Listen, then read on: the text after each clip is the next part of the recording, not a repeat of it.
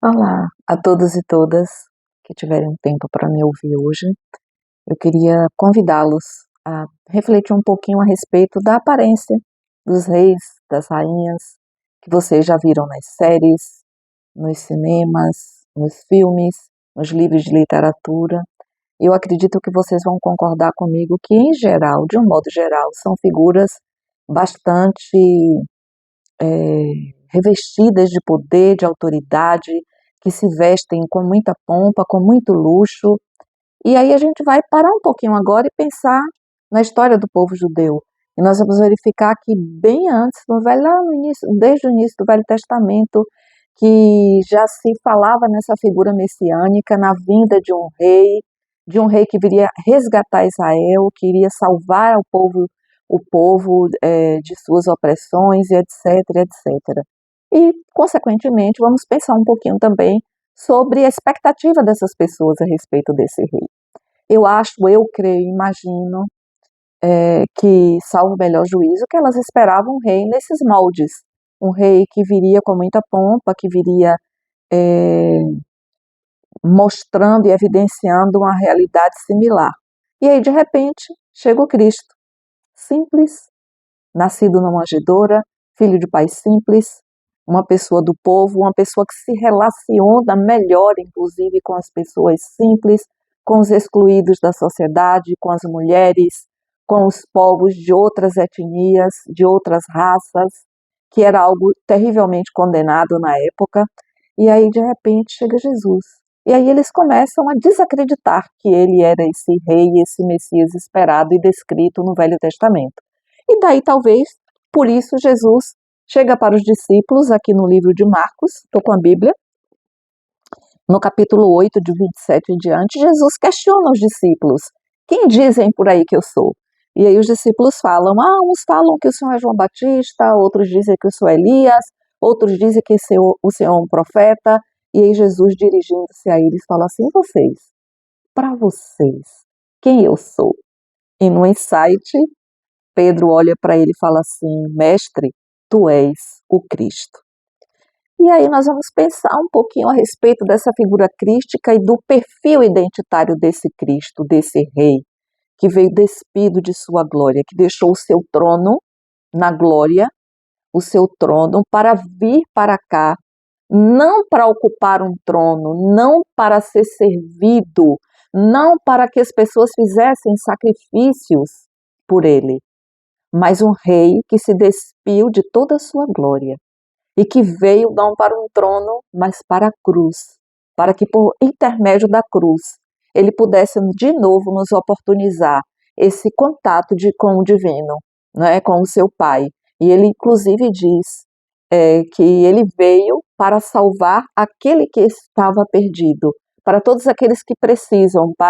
Ele disse: eu não vim para os sãos, eu vim para os doentes.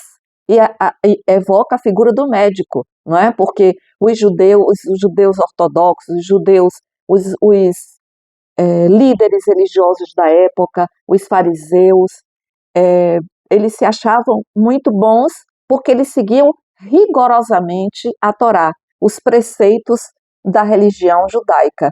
Então eles se achavam muito bons e sentavam nos primeiros lugares das sinagogas, eles exercitavam todas aquelas ordenanças judaicas com rigor e se achavam muito bons, logicamente, porque seguiam todos os preceitos. E aí, de repente, Jesus vem na contramão de toda essa história e nos mostra um Deus que nos conduz não para dentro de nós mesmos, mas para fora. Um Deus que requer de nós que não nos coloquemos no centro, mas que nos coloquemos a Ele no centro da nossa vida e que olhemos para o próximo como aquele que efetivamente merece o nosso olhar, a nossa misericórdia, o nosso estender da mão, a nossa ajuda, o nosso respeito, né? Então aí Jesus, ele como fonte dessa vida, ele começa a ensinar isso para as pessoas. Ele é fonte de vida, ele é descanso, ele é cura, ele é salvação. A sua identidade é a identidade de alguém que veio humildemente para servir a humanidade e serviu até a radicalidade maior, que foi abrir mão de sua própria vida para morrer numa cruz em nosso favor. E o que ele diz para nós é: olha, eu peguei a minha cruz. Se você quer me seguir, tome sua cruz, carregue a sua cruz e siga-me, e venha após mim, e faça o que eu fiz, e ande por onde eu andei, e seja respeitoso, seja ético, seja humilde de coração. E aí ele vai e fala assim: eu sou o pão da vida. Quem, quem, quem me segue não terá fome. E essa fome aqui é metafórica, não é no sentido físico da coisa. Eu sou a luz do mundo. Quem anda comigo não andará em trevas. Eu sou a videira verdadeira. Quem em mim tiver enxertado terá vida e vida em abundância, vida plena. Eu sou o bom pastor. Eu dou a minha vida pelas minhas ovelhas. Eu sou o caminho, eu sou a verdade, eu sou a vida.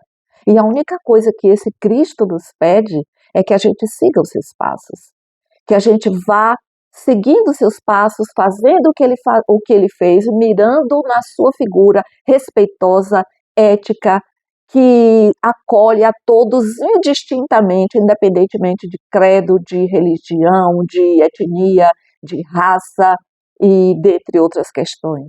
Um Deus inclusivo, amoroso e do bem, e que deseja e que te convida.